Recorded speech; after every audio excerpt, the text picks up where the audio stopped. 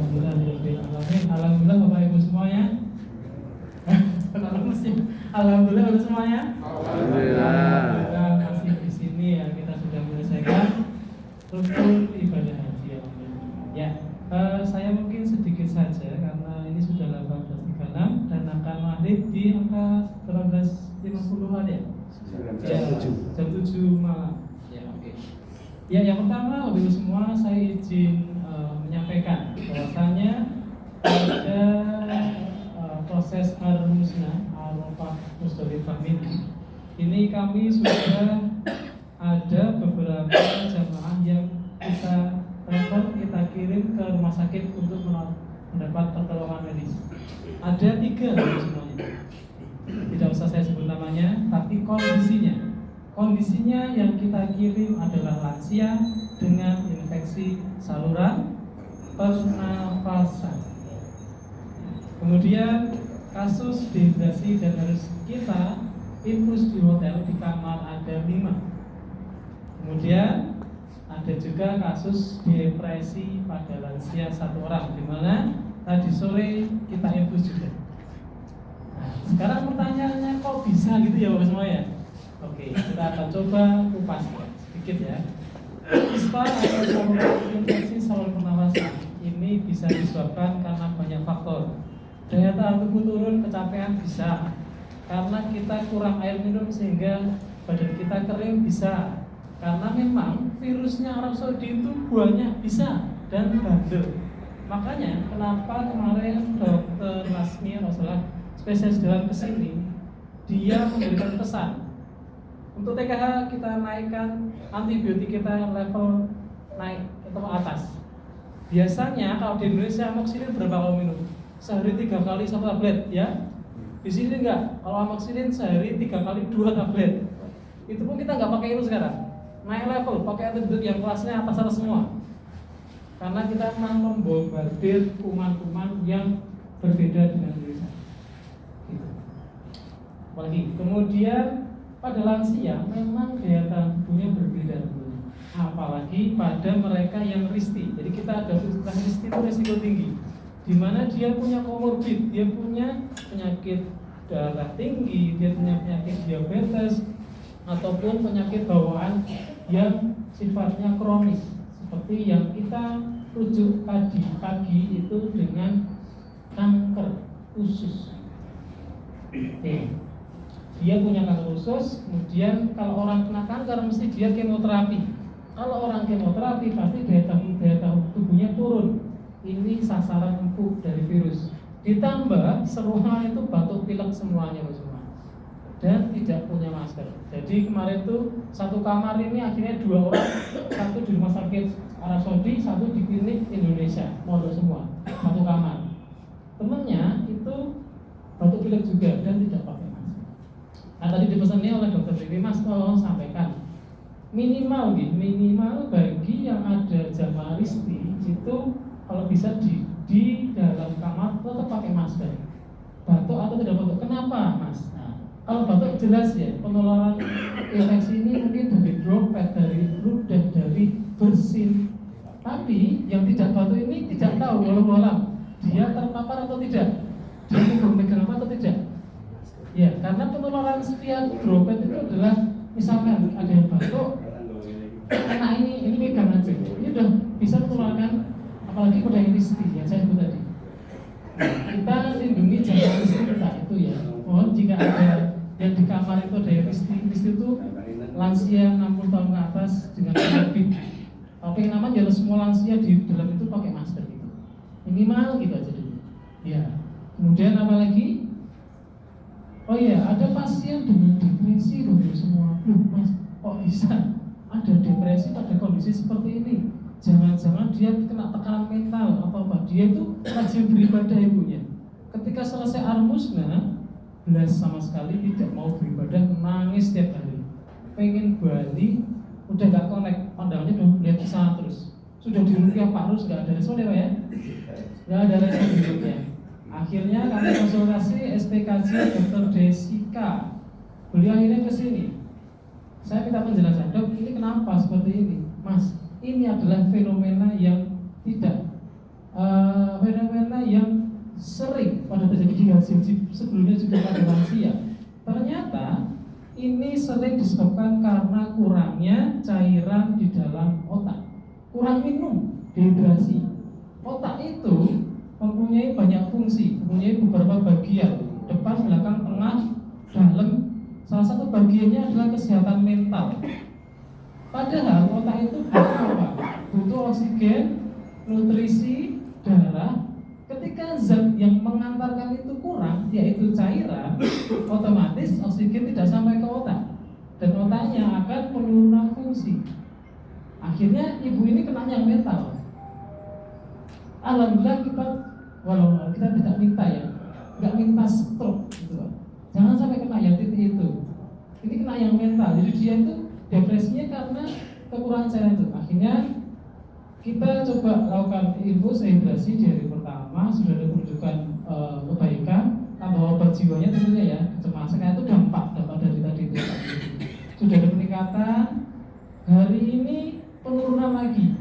Ternyata minum obatnya tidak pas pada waktunya. Iya, susah. Akhirnya kita infus lagi untuk ngejar cairan tadi itu. Seperti itu.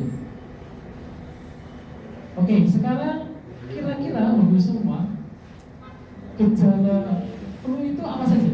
Ada yang tahu bagus semua? Iya. Bedanya apa? Flu, influenza, sama masuk angin. Nah, ini kira-kira apa bagus semua? Kalau flu itu apa? Kalau influenza apa? Kalau masuk angin apa? Soalnya kadang semua disamaratakan. Flu ini flu gitu. Kira-kira ada yang tahu bagus semua? Ustaz, iya? Iya Pak? Masuk angin ada mual. Oke, saya simpen dulu. Ini tidak salah ya, saya simpen dulu. Ada lagi? Masuk angin dikeroi. Masuk angin dikeroi. Oke, saya simpen lagi. Ada lagi? Kita sampai Isa ya. Ada lagi Bapak? Ada lagi? Itu Ustaz kemarin habis sakit demam apa? Kira-kira kenapa? Itu masuk angin apa perlu Ustaz? Oke, kita akan sedikit saling pelajaran, saling berbagi pengetahuan aja. Ada lagi yang ingin berpendapat bedanya flu, masuk angin, dan influenza?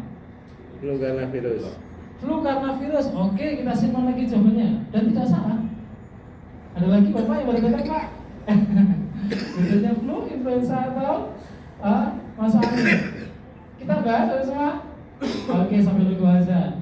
Kalau influenza adalah ya, gejalanya ini kita bahas gejalanya. Itu disebabkan jelas karena virus influenza. Tapi kalau flu itu tidak mesti influenza yang menyebabkan.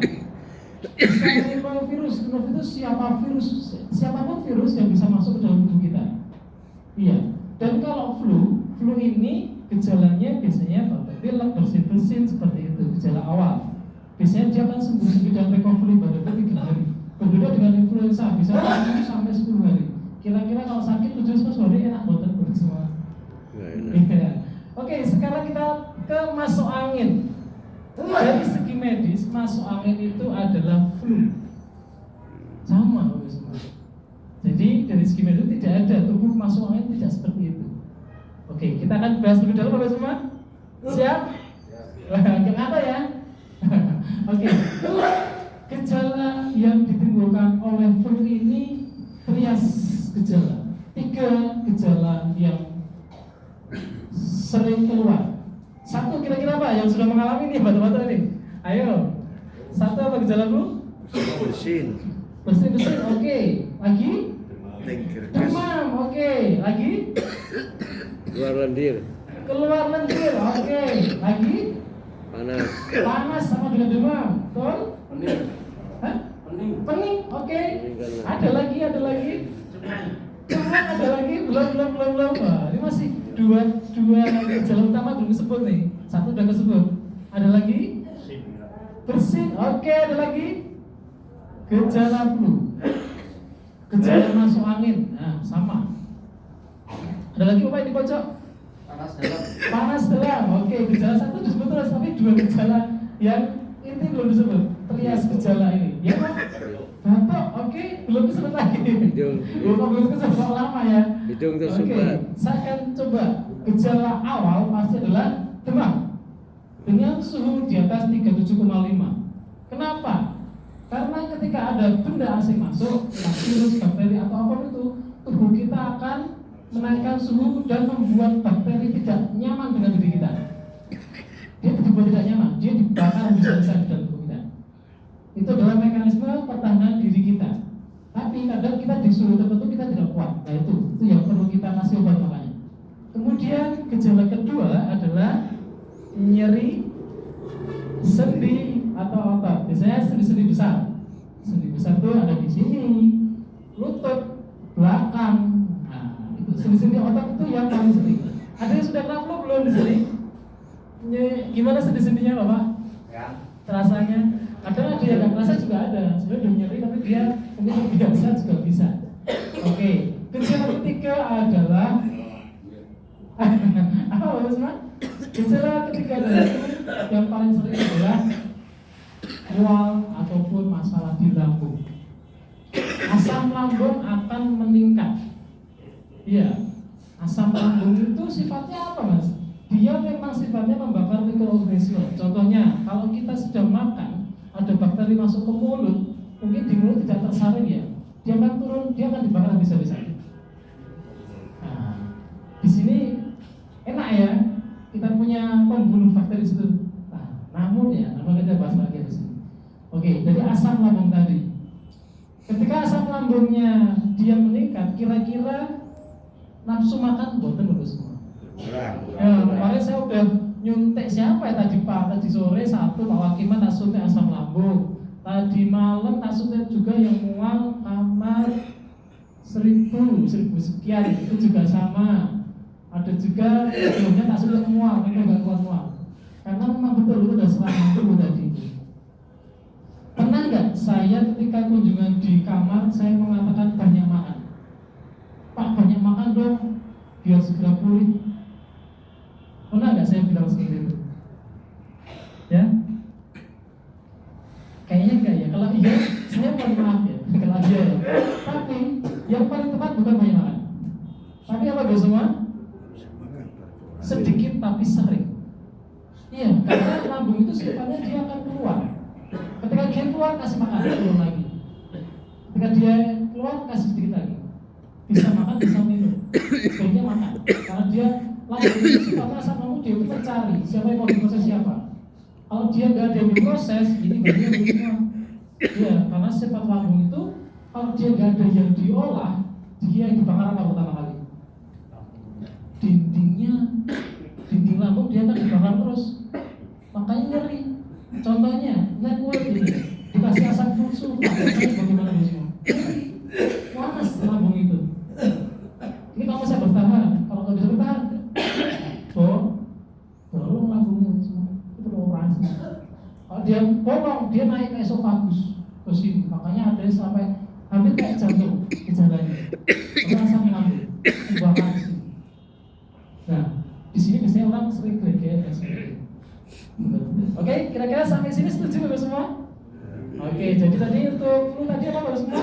Bedanya flu, influenza dan masuk angin. Flu itu disebabkan bisa bermacam-macam virus atau rhinovirus. Di Arab ini banyak sekali, yang Bandung juga banyak sekali. Tapi kalau influenza itu jelas dari virus influenza. Kalau masuk angin itu sumbernya adalah flu sama common cold, masuk angin itu. Nah, oke, sekarang kita akan coba bahas sedikit tentang bagaimana caranya untuk untuk kira-kira kalau kita bersin sehat atau enggak? Sehat. Sehat. Oke, betul. Ada lagi?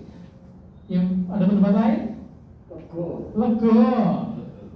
Kira-kira naik konsolnya dibersihin gimana? Wah, naik konsolnya gimana? Ya. Oke. Bersin itu adalah mekanisme pertahanan diri kita ketika ada benda asing yang datang. Iya, bisa karena alergi, bisa juga karena gejala tadi dari flu tadi. Dan otomatis tubuh itu akan mengeluarkannya dengan kekuatan beda-beda ya. Yang dikeluarkan adalah 40.000 butir air. Jebret, langsung seperti itu. Semua dikeluarkan. Itu bagus loh semua. Cuma ternyata ada di kesehatan itu namanya adab etika bersih. Nah ini yang perlu kita akan praktekkan mungkin ya. Yang pertama adalah jelas ditutup. Bisa pakai tisu atau apapun itu. Yang penting ditutup. Kan tadi dropletnya itu dia akan berkembang dan akan menular ke tempat lain, apalagi ruangan ber-AC. Itu sangat menjadi tempat yang sangat empuk sekali untuk berkembang. Kemudian dilap pakai tisu, dibuang ke tempat yang pas ya. Jangan digeledekin, langsung dibuang. Jangan diman-man tisunya, langsung dibuang. Cuci tangan kemudian. Itu adalah mencegah untuk droplet penularan dari bersih. Jadi betul ya, Allah itu sudah berikan kita itu bersih, itu udah bagus banget sebenarnya. Cuma ada etikanya loh semua. Ini perlu kita jaga dan menjaga teman-teman kita jamaah yang tadi risiko Kristi yang lansia. Siap Bapak semua? Kita menerapkan etika bersih yang bagus, yang baik. Siap betul? Ya. Siap ya. Kita jaga jamaah kita, jaga diri kita juga ya. Oke. Kemudian jika perlu biasanya ada radang tenggorokan, betul? Ada yang sudah radang di tadi minta obat, Mas kasih obat radang. Saya biasanya kalau ada yang minta itu saya gini Pak, enggak langsung saya kasih. Yakin Pak? Enggak coba yang lain dulu Pak, mesti kayak gitu Pak. Loh, kenapa Mas kok kayak gitu? Di sini kita hanya ada metilprednisolon. Ada yang udah tahu ya Pak ya? Iya, metilprednisolon itu fungsinya apa Pak? Betul anti-radang, tapi ya Pak ya, dia itu menurunkan sistem kekebalan tubuh. Kalau digunakan berlebihan sebenarnya, tapi kalau dalam tahap awal-awal tidak apa-apa.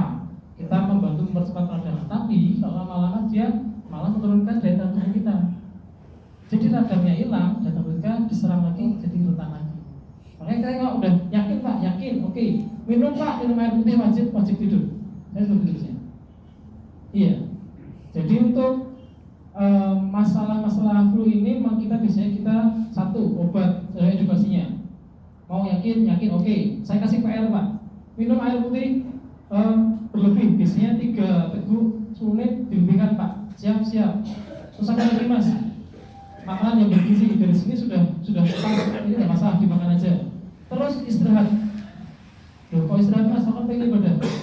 Jadi ketika kita sedang tidur, kita itu memfokuskan energi kita untuk membasmi kuman tadi bos. Kalau kita melakukan aktivitas lain yang berat, maaf ya, saya nggak menyebut ibadah ya karena tidak.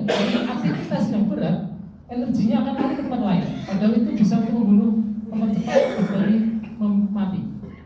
Saran saya, pulihkan dulu kesehatan, lakukan ibadah sebaik mungkin. Saran saya seperti itu bos. Oke, tapi ya kembali pada keyakinan masing-masing. Makanya kita dari kita selalu support apapun itu, dan saya akan selalu membersamai Bapak Ibu jemaah haji. Oke? Ya, kemudian tadi apa lagi ya? Kalau masih di sakit tenggorokan. Tenggorokan gatal Mas, kalau dikasih nanti tulisan apa Mas? Saya nggak berani. Oke. Untuk sakit tenggorokan ada beberapa cara, di mana ada yang pakai kumur garam. Ada yang sudah mencoba kumur dengan garam. Garam itu sifatnya adalah menarik lendir. Ketika lendir ditarik, virusnya ikut ketarik. Tapi garam nggak bisa membunuh virus. Nah, efeknya itu. Dia diludahkan, dikeluarkan. Dia membantu mengeluarkan. Sifat garam seperti itu. Dia bisa mensterilkan bakteri, bisa mikroorganisme, tapi membunuh virus nggak bisa. Kumur garam bisa. Caranya gimana? Caranya adalah 1,5 sendok teh dimasukkan ke dalam 250 ml. Ya, berarti kalau aqua air itu ya separuhnya, hampir kayak buat oralik, tapi dia garamnya adalah 1/2 sendok teh. Ya, boleh dikumur seperti biasa ya, dikumur, ditelan atau dibuang? Karena itu sudah mengeluarkan virus ya, enaknya bisa dibuang. Di itu ya bahaya juga, gitu ya. Terus apa lagi ya? Kemudian yang bisa kita lakukan adalah melakukan irigasi dengan air garam. Tadi Pak Ros sudah menjelaskan manfaat dengan menghirup dan mengeluarkan sangat bagus sekali, membantu mengeluarkan banyak sekali organisme, virus dan sebagainya. Tapi kalau untuk terapi ditambahkan lagi pakai air garam. Kalau udah kena lainnya, Kalau itu menjaga bagus saya wudhu, disedot, dikelola bagus sekali. Tapi kalau udah fase-fase yang yang sudah dia akut kena flu tadi beberapa hari, ditambahkan terapi menghirup garam tadi. Dosisnya berbeda. Dosisnya adalah 1 sendok dibagi 2 gelas. Bagi 2 gelas itu bisa dihirup bisa. Biasanya sih kalau kita itu pakai ini sih suntian itu lebih. Tapi kalau tidak terbiasa tidak pernah, nggak usah disedot biasa aja nggak apa-apa. Kalau infus tuh sepet suntian serut keluar sini itu bisa. Itu namanya irigasi terhadap antibakteri. Kemudian apalagi bisa juga menghirup uap panas. Ya, uap panas itu macam-macam, nggak harus air panas, tapi balsam juga bisa dihirup. Atau air panas kasih piring atau mangkok, yang dihirup bisa. Atau minyak kayu putih juga bisa. Fungsinya apa? Fungsinya adalah membuka pembuluh darah supaya melebar. Ya, kalau dia melebar, dia akan lebih plong nanti. Seperti itu. Nah, ini sekarang sedikit lagi ya. Sekarang adalah tentang keroan. Ya, ini kemarin ada yang ke saya nih, ada Mas, ini bapakku panas dikeroi atau ora? Ada juga yang masuk angin, ya dikeroi atau ora? Oke, gitu ya semua. Saya kan tanya dulu nih, karena mesti bapak benar lebih senior nih tentang keroan ya. Kira-kira dari pojok sana deh, bapak pernah dikeroi bapak? Halo pak, pernah dikeroi? Ada yang pernah? Manfaatnya gimana pak? Enak kalau dikeroi pak. Pak, gimana? Kalau dikeroi enak. Enak dikeroi. Oke, saya simpan lagi. Gimana pak? Ya enak itu. Di sini dikeroi nggak? Dikeroi juga. Rasanya gimana pak? Ya lebih ringan. Lebih ringan, kelegian bosan pak. Tapi cuma pakai fresh care itu aja. Oh, fresh care ada pentolannya itu ya? Iya. Nah, itu fungsinya untuk aku pressure itu untuk keroan bisa. Bapak ada lagi pak? Yang baca pak? Kakak dikeroi bosan lagi pak? Boleh gini pak. Bosan. Ada yang dikeroi? Tak serter ya. Kita kan coba cari tahu. Yang dikeroi ada apa pak? Gimana pak rasanya pak dikeroi? Orangnya di kamar. Orangnya di kamar. Kira-kira yang dikeroi gimana pak rasanya? Enak berat. Enak banget. Rasanya enak ya. Oke, tadi ada yang kan dikeroi gelegean banget. Enggak juga, enggak mesti ya. Cuma sebagai penghangat aja kok mas. Oh, penghangat juga. Oke, kita akan belajar sedikit tentang kita akan berbagi pengetahuan sedikit tentang sistem keroan untuk flu atau masuk angin. Jadi kita sudah sepakat tadi ya, masuk angin adalah flu sama. Jadi gejalanya ada berapa? Trias awalnya. Apa bagus semua? Demam. Karena ada penyakit masuk tubuh kita. Yang kedua tadi apa? Betul. Nyeri. Ya sendiri. Sendi. Iya. Biasanya itu. Kemudian ada lagi yang ketiga, masalah lambung. 3 itu biasanya yang akan mengakibatkan. Kalau flu dia biasanya lebih sebentar, 3-5 hari dia stabil. Kalau influenza dia lebih lama, bisa sampai 10 hari. Oke, masuk angin adalah flu atau common cold. Ya, oke ya. Kemudian masuk angin bisa dikeroi ya. Kita sedikit bahas manfaat tentang keroan. Oke. Manfaat keroan ternyata luar biasa semua. Nah, luar biasa sekali. Yang pertama adalah ketika dikeroi apakah ada merah-merah atau nggak mesti merah? Ya. Ya. Oke. Nek merah kira-kira sakit nggak itu? Nah, ini iya. Merah itu menandakan pembuluh darah kita melebar. Kalau terlalu dalam, jadinya iritasi. Nah ini, jadi mengerok itu ada batasannya. Kalau sampai iritasi kulit ini malah yang salah. Iya, kemarin ada yang ibu bapak demam mas, gimana tak kerok ya bu? Jangan dulu sekali, nanti. Kalau sudah panasnya hilang, ini kita banyak alternatif untuk menghilangkan panas.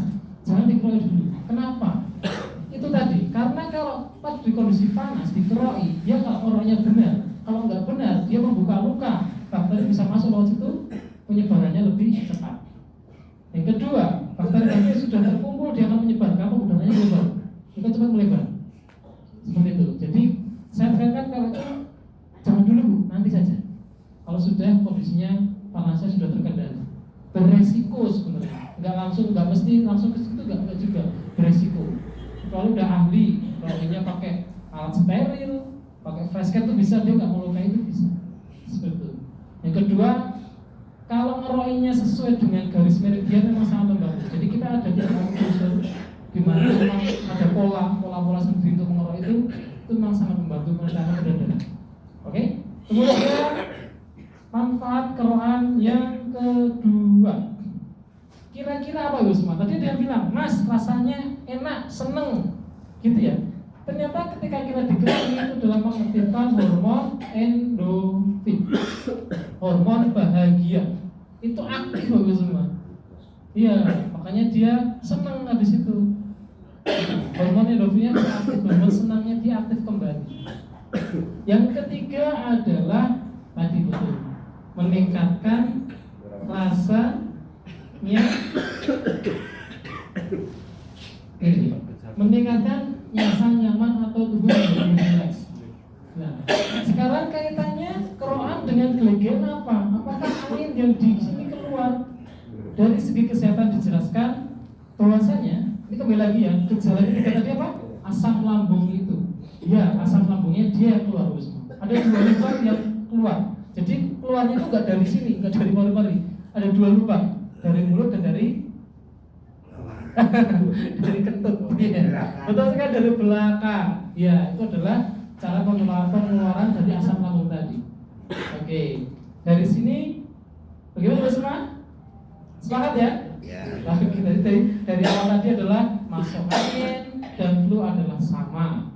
Penyebabnya ada 3: panas, nyeri sendi, dan asam lambung. Ya. Cara asam lambung adalah sedikit makan tapi sering, itu lebih bagus. Kemudian asam lambung ini bisa ketika digoyang dia akan keluar dengan BDL bersendawa atau bisa dari kentut. Ya. Oke Bapak semua, mungkin dari saya cukup ya, sudah jam 19 tepat. Oke, ada pertanyaan? Satu aja ya Pak. Ini maaf saya Iya. mau bertanya terkait dengan qiraat Pak. Oke, saja Qiraat itu Pak ya. biasanya ada yang pakai ini Koin. pakai Koin. apa itu Koin. sendok atau logam, ada Iya. juga katanya apa yang bagus pasti kalau pakai bawang merah itu gimana sebaiknya kita pilih yang mana? Oke. Quran pakai logam atau apa itu bawang merah gitu. Oke. Keroan yang paling bagus adalah keroan dengan alat steril, jelas. Tidak ada bakteri di koin atau apapun itu. Ya, jelas itu. Kemudian keroan yang bagus adalah keroan yang tidak mengiritasi kulit. Merah-merah iya, tapi kulitnya nggak rusak. Ya. Kemudian keroan yang bagus lagi adalah keroan yang sesuai garis meridian kita. Mungkin kalau kamu belajar garis meridian, jadi ada sih bentuknya itu. Gampangannya itu mengikuti alur tubuh. Oh, ini kayak gambar gitu. Ya. Jadi jangan dilawan. Adanya di punggung itu gini ya turun aja nanti di bagian tengah itu turun aja, diikuti aja. Kemudian pakai bawang putih apakah bagus? Sebenarnya adalah memberikan bawang merah itu bisa juga untuk memberikan antibakteri, bisa, dan dia menyebabkan suhu panas tertentu, panas itu juga bisa. Jadi pilihannya yang mana itu juga bisa asalkan tidak mengiritasi kulit. Iya, dikeroin. Intinya dia melakukan penekanan pada kulit, di mana kulit itu ada jalur-jalur tertentu penanganan pada darah. Semuanya bagus Pak, steril bagus, bawang putih juga bagus, dibersihkan dulu ya Pak. Itu Pak. Itu sudah azan, mohon maaf ya.